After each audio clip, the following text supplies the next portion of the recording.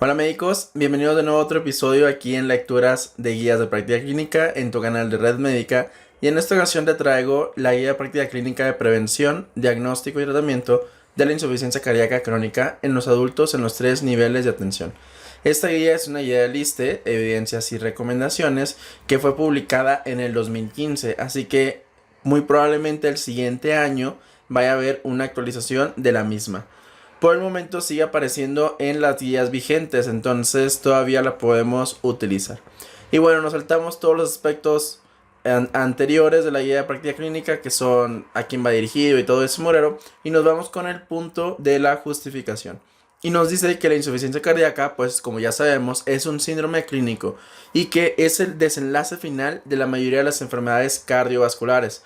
Y además nos hacen recordatorio de que las enfermedades cardiovasculares son la principal causa de mortalidad en todos los grupos etarios de nuestro país, con un porcentaje estimado del 26%.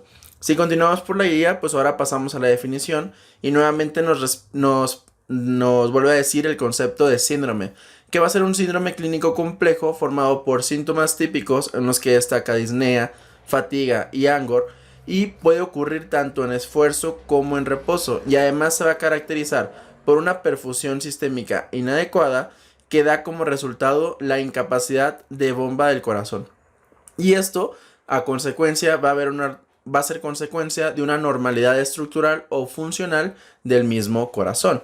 Y entonces hay varias definiciones operativas de acuerdo a su función cardíaca que tenga nuestro paciente con insuficiencia cardíaca crónica, que son importantes hablarlas. Y la principal que nos vamos a basar es la fracción de eyección o fracción de expulsión, porque esto tiene una importancia tanto pronóstica como terapéutica. ¿Por qué? Porque es la mayoría de los ensayos clínicos, cuando hacen sus respectivos modelos de tratamiento, se basan en los pacientes de acuerdo a su fracción de eyección. Entonces podemos ver que de acuerdo a su fracción va a tener o no buena mejoría con el tratamiento que le demos a los pacientes.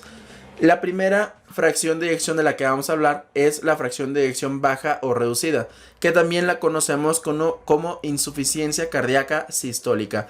Aquí nos describen una fracción de eyección del ventrículo izquierdo menor o igual al 35%. Y ojo, solamente en estos pacientes se ha demostrado la eficacia de los tratamientos que vamos a comentar a lo largo de la guía.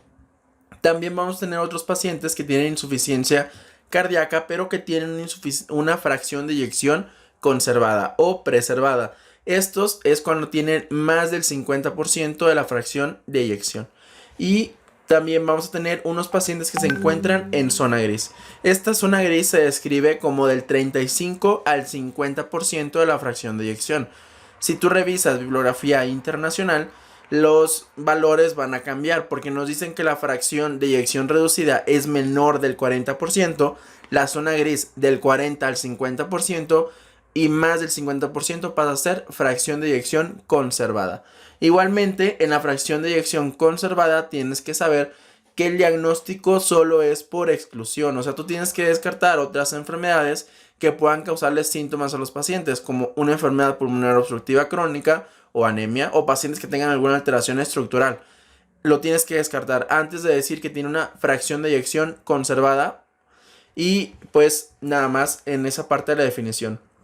Ya nos pasamos, esa guía de práctica clínica no viene en preguntas y respuestas porque es de las más viejitas que existen, de estas vigentes. Entonces nada más nos hablan acerca de ciertos aspectos. Y el primero del que vamos a hablar es sobre el diagnóstico.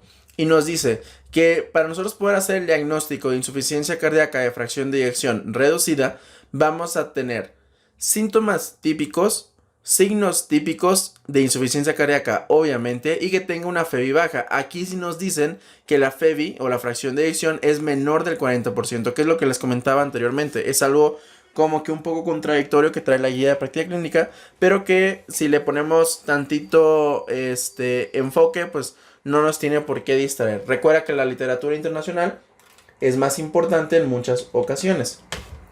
Y luego, diagnóstico de la insuficiencia cardíaca de fracción de eyección preservada. La hacemos ahora con síntomas y signos típicos de insuficiencia cardíaca y que tenga una fracción de eyección del ventrículo izquierdo que sea normal o levemente baja. ¿Qué quiere decir esto? Que sea mayor o igual al 50% y que el ventrículo izquierdo no esté dilatado. Y entonces, si me estás hablando de síntomas y de signos típicos, ¿cuáles son? Los síntomas típicos van a ser la disnea, la ortopnea, la disnea paroxística nocturna, la baja tolerancia al ejercicio, la fatiga y el cansancio, la inflamación de los tobillos. Mientras que los signos típicos van a ser aumento de la presión venosa yugular, reflujo hepatoyugular, tercer ruido cardíaco o ritmo galopante, impulso desplazado lateralmente y soplo cardíaco. Además, hay síntomas y signos menos típicos. Dentro de los síntomas menos típicos que también nos sugiere la guía explorarlos, encontramos tos nocturna, sibilancia, aumento de peso mayor de 2 kilos, pérdida de peso, esto en situaciones en donde hay insuficiencia cardíaca avanzada, pérdida de apetito, alteración del estado mental como confusión, depresión, palpitaciones, hinchazón y síncope. Mientras que los signos menos específicos van a ser el edema periférico, que puede ser en los tobillos, en la región sacra o en la región escrotal.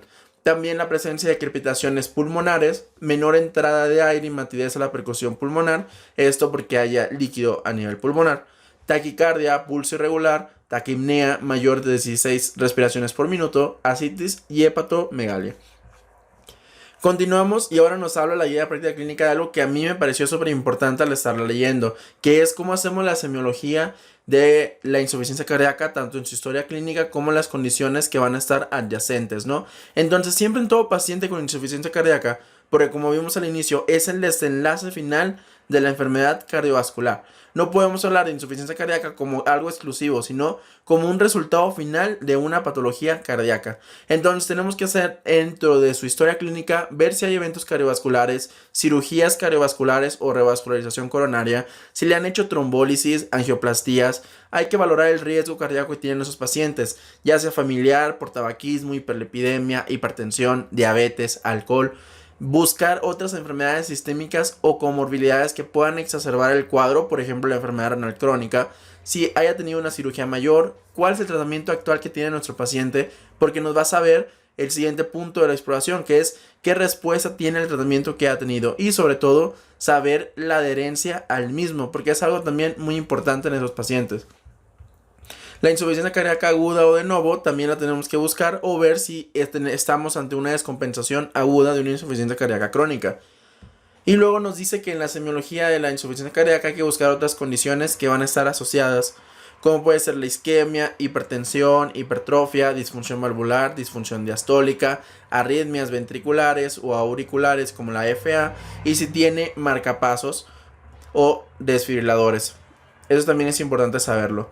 Dentro de la sintomatología que podemos buscar en esos pacientes es los síntomas y los signos típicos que ya comentamos, pero además buscar otros datos que nos hablen acerca de comorbilidades o de alteraciones cardíacas, por ejemplo, angina en los síndromes coronarios, disnea en la enfermedad pulmonar obstructiva, capacidad funcional si estamos ante un cuadro por una valvulopatía que ha sido muy grave que le reduzca su capacidad funcional. Hay que ver su hábitus, frecuencia, ritmo cardíaco, presión arterial, estertores pulmonares, si tiene datos de insuficiencia mitral, tricuspidia, aórtica, o sea, datos que nos hablen de una valvulopatía como tal.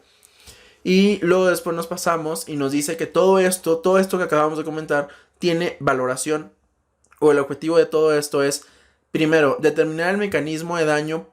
Por ejemplo, si hay una disfunción sistólica del ventrículo izquierdo, disfunción diastólica, si hay cardiopatía valvular, infiltración o fibrosis miocárdica. Identificar la causa, por ejemplo, la cardiopatía isquémica, cardiopatías coronarias, hipertensión. Ver si hay factores exacerbantes o precipitantes, en donde van a estar la isquemia, la anemia, la embolia pulmonar, la infección. Porque, por ejemplo, nosotros podemos tener un paciente que tenga una agudización de su insuficiencia cardíaca crónica, pero su insuficiencia cardíaca crónica era secundaria a una cardiopatía hipertensiva. Entonces, esta cardiopatía hipertensiva nos daba una insuficiencia cardíaca crónica que la manteníamos estable, pero se agudizó por una isquemia miocárdica. Es por eso que si bien la isquemia puede ser una causa de insuficiencia cardíaca, también puede ser una causa de agudización de la insuficiencia cardíaca. Y obviamente hay que guiar el tratamiento y determinar el pronóstico de acuerdo a las patologías que encontremos. En toda valoración inicial es muy importante también que tenemos que hacer un ecocardiograma transtorácico para poder ver función estructural, ver si hay alteraciones estructurales dentro de los ventrículos y ver cómo están las válvulas. Si bien el transtorácico no es el ideal, nos puede ayudar mucho para identificar si hay alguna alteración valvular.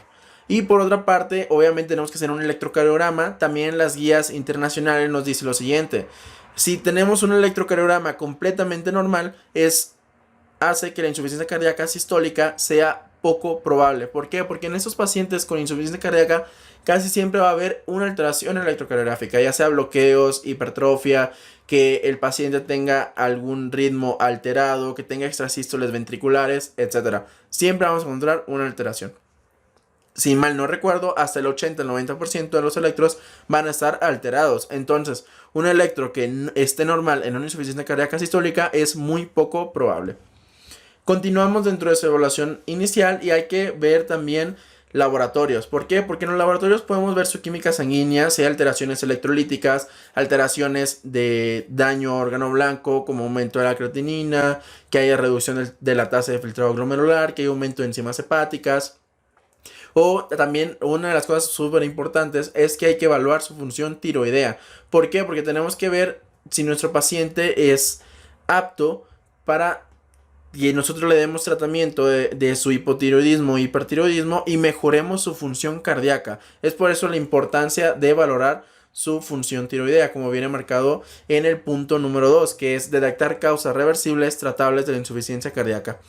También todos estos datos químicos nos sirven para poder tener una información pronóstica. Y nos dice la guía de práctica clínica: si nuestro paciente tiene sus laboratorios normales, entonces se los podemos repetir cada 6 meses. En cuanto a la biometría hemática, lo primerito es descartar que exista anemia, ¿no? ¿Por qué? Porque la misma anemia te puede dar un core anémico, y este core anémico es una causa de insuficiencia cardíaca. Entonces hay que descartar que sea anemia como una causa inicial de su insuficiencia cardíaca o que empeore la insuficiencia cardíaca. Y también la biometría hemática nos puede hablar de procesos infecciosos, en los cuales también puede haber agudizaciones de la misma insuficiencia. Entonces, si nosotros no tenemos nada de esto positivo, le podemos repetir la biometría hemática dentro de 6 meses. Y otra de las cosas súper importantes que sí o sí te las tienes que saber son los péptidos natriuréticos. Aquí hablamos del BNP, del NT-proBNP o del MR-proANP. Aquí principalmente vamos a utilizar el BNP y el NT-proBNP, que es el NT terminal, ¿no? Entonces, esto nos van a dar dos cortes súper importantes: presentación aguda y presentación crónica. La presentación aguda, que vamos a ver en otro video, nos habla de que tiene que tener un NT-proBNP mayor o igual a 300 picogramos sobre mililitro, mientras que el BNP, que es el péptido natriurético cerebral, va a estar su corte para la insuficiencia cardíaca aguda mayor o igual a 100 picogramos sobre mililitro. Mientras que la presentación clínica crónica va a ser un NT-proBNP mayor o igual a 125 picogramos sobre mililitro y el BNP mayor o igual a 35 picogramos sobre mililitro. Importante reconocer lo siguiente: los BNP no hacen el diagnóstico de forma aislada. Tiene que haber, porque al final de cuentas, recuerda, la insuficiencia cardíaca es un síndrome, entonces tiene que haber sus signos y síntomas típicos. La radiografía de tórax nos va a servir para excluir otras enfermedades, como enfermedades pulmonares, como enfermedades que sean del parénquima pulmonar, o en su caso que tenga algún tipo de cáncer, como los nódulos pulmonares solitarios. Obviamente para la enfermedad pulmonar obstructiva crónica y para el asma es muy poco probable que una radiografía nos sirva. Y entonces, ¿para cuándo vamos a utilizar más la radiografía? La vamos a utilizar más en el contexto agudo, porque nos va a decir o nos va a poder presentar si hay datos de congestión y que sea algo concluyente con el edema agudo de pulmón, que es una de las cosas que tenemos que ver siempre en los pacientes. Y la angiografía coronaria, pues aquellos pacientes que tengamos sospecha de que tengan alguna alteración de la anatomía coronaria por algún síndrome coronario agudo. Por su parte, la resonancia magnética cardíaca la vamos a hacer en pacientes en quienes la ecocardiografía no es confiable. Por ejemplo, que tengan obesidad o que tengan EPOC. ¿Por qué? Porque los datos que vamos a ver no son confiables. Entonces mejor hacemos una resonancia magnética. Obviamente si se tiene el recurso. Y el empleo de agentes de contraste como el gadolinio le da un valor adicional para identificar si tenemos algún tejido fibroso o tenemos infiltración miocárdica, como en las enfermedades infiltrativas como la amiloidosis y todo eso, ¿no? Y además es útil para las cardiomiopatías, como habíamos comentado.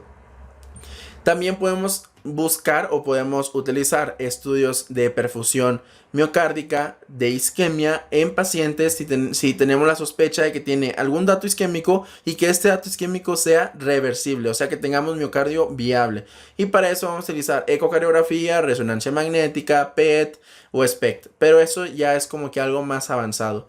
Y también es importante que a todos pacientes que nosotros tengamos con una falla cardíaca avanzada o terminal, nosotros si creemos que es un paciente que tenga datos para incluirse en un programa de trasplante cardíaco, le tenemos que hacer un cateterismo cardíaco tanto izquierdo como derecho para ver cómo están las funciones de ambos cavidades y ver la resistencia arterial pulmonar.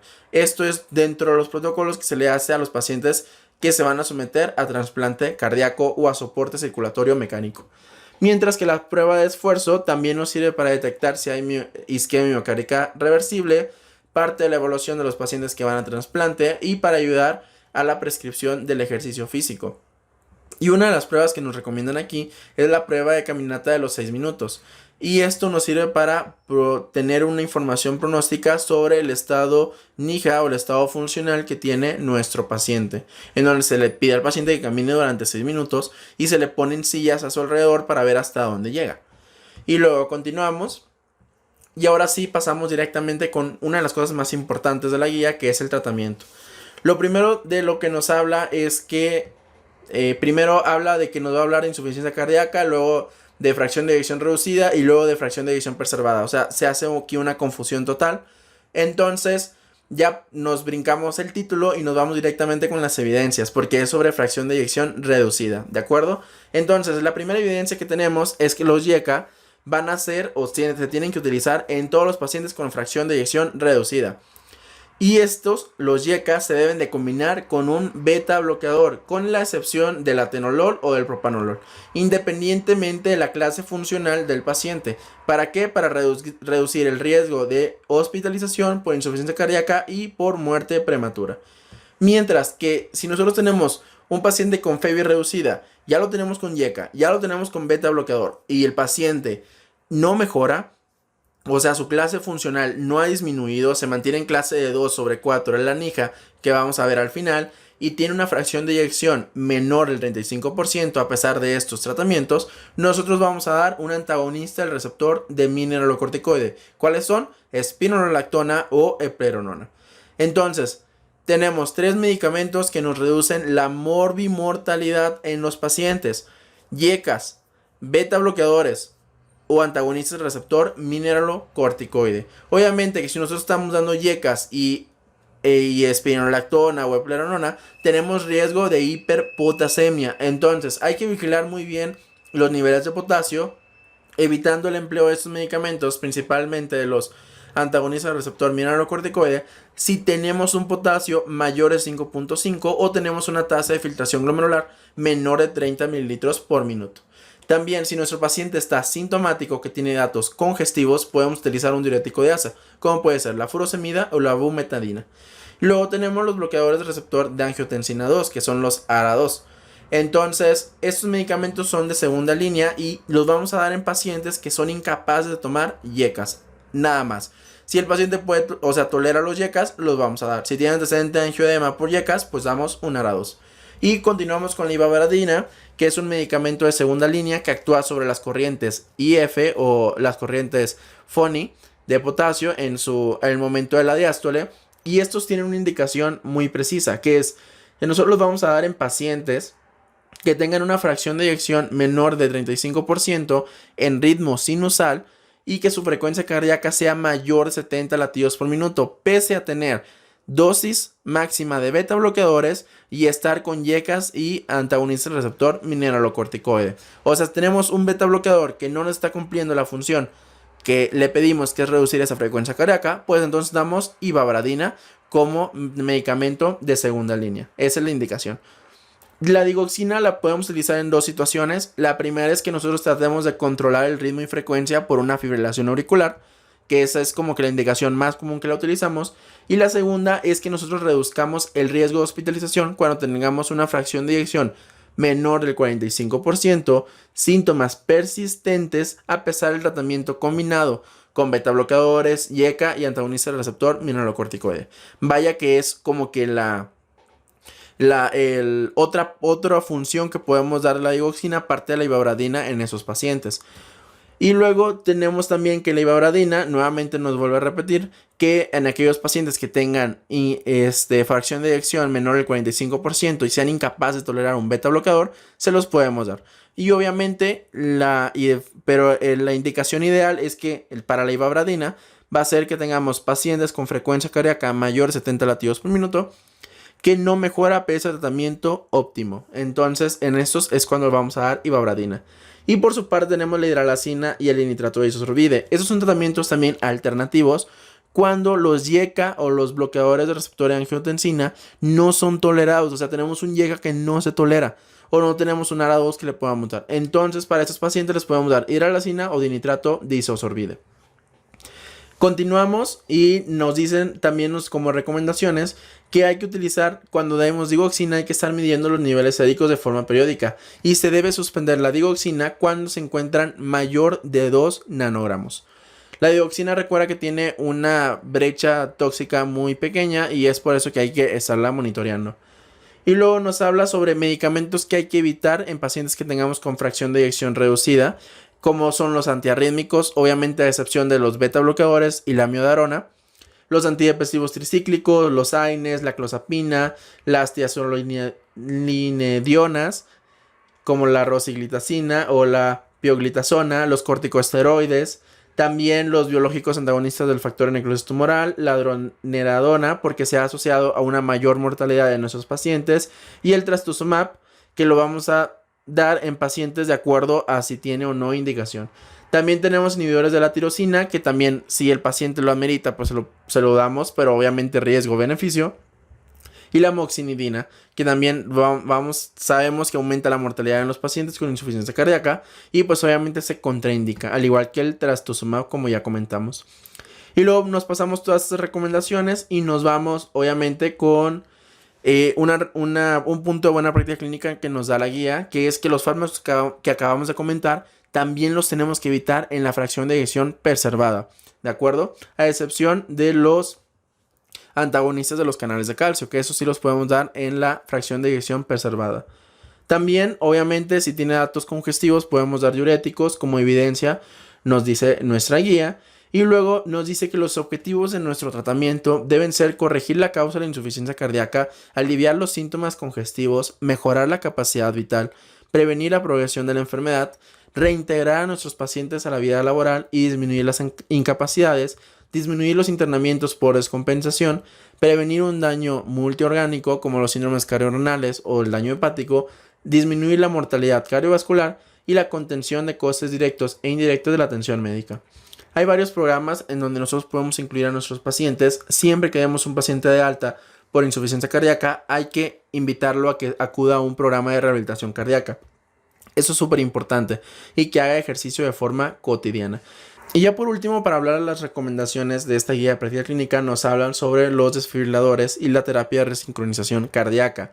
Y nos dice que nosotros podemos dar una terapia de resincronización cardíaca con o sin marcapasos o con desfibrilador en pacientes que tengan un QRS mayor de 120 milisegundos, que tengan una morfología de bloqueo de rama izquierda, fracción de eyección menor del 35% y que tenga una esperanza de vida con buen estado funcional para un año al menos. Esto es para que tenga valor la reducción de las hospitalizaciones y de la mortalidad en nuestros pacientes. Estas indicaciones, si te estás preparando para el ENAR, te las tienes que aprender. Y también nos dice que en pacientes que tengan un QRS mayor de 150 milisegundos, va a ser independiente que tengamos la morfología del QRS, o sea, que tengamos o no el bloqueo de rama. Y obviamente si lo combinamos con una fracción de eyección menor del 35% y una esperanza de vida mayor de un año, le podemos dar terapia de resincronización con marcapasos o con desfibrilador. Entonces, para hacer nuevamente una recapitulación, si tiene más un QRS mayor o igual a 120 milisegundos o mayor o igual a 130 milisegundos, dependiendo de la bibliografía que revises, tiene un bloqueo de rama izquierda y tiene una FEBI menor del 35%, con un paciente con esperanza de vida mayor de un año, es candidato para una terapia de reemplazo de resincronización cardíaca con marcapasos o con desfibrilador. Pero si solamente tiene un QRS mayor de 150 milisegundos, aunque no tenga el bloqueo de rama izquierda, también pasa a ser candidato. Entonces, para que no se les olvide. Y también es importante, bueno, esto ya lo comentamos, se vuelve a repetir a sí mismo. Ya después nos habla de los modos de estimulación, que no vamos a entrar en detalle para esta guía. Y luego nos dice que a qué pacientes vamos a considerar para trasplante cardíaco. Y pues son aquellos que tengan datos de cardiopatía grave, avanzada, que ya no sean funcionales, pero que no tengan alguna contraindicación como infección activa, enfermedad periférica arterial o cerebrovascular grave, que tengan abuso de sustancias o que tengan principalmente inestabilidad emocional, que no los hagan cumplir el tratamiento. Ya también nos habla de que si tienen insuficiencia renal significativa, enfermedad hepática o que tengan una comorbilidad grave con muy mal pronóstico. Y pues con esto hemos terminado la guía y ya vamos a pasar con los cuadros y con los algoritmos. Entonces el primer cuadro que nos marca es sobre los estadios de la insuficiencia cardíaca, que son los estadios de la AJA, cuando se le pone AJA A, AJA B, AJA C y AJA D. El AJA A o el estadio A va a ser que tenga un riesgo elevado de insuficiencia cardíaca sin daño estructural o síntomas de insuficiencia cardíaca. Por ejemplo, aquellos pacientes con infarto, aquellos pacientes con hipertensión, con arritmias, etc. El estadio B es que tengan enfermedad cardíaca estructural, pero sin síntomas de insuficiencia cardíaca.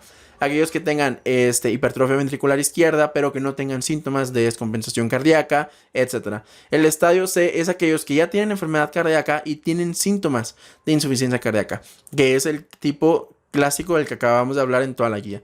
Mientras que el estadio D van a ser aquellos que tengan insuficiencia cardíaca refractaria que requiere intervención especializada. O sea, ya le dimos su beta bloqueador, su YECA, su antagonista receptor mineralocorticoide, ya le dimos ibabradina y el paciente no mejora. Entonces aquí entrarían los estadios D. Todos los pacientes, así como consejo que tengan en el hospital, usualmente van a ser estadio C. Y mientras que la NIJA nos dice 4 clases funcionales. La 1 es que no tiene limitación física.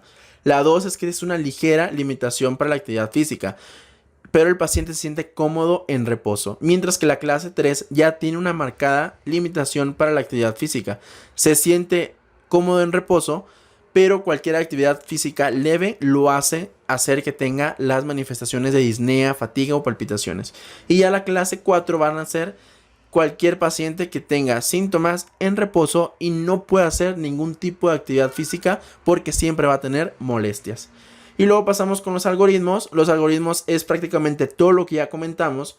Nada más de cosas importantes que creo que las tenemos que recordar.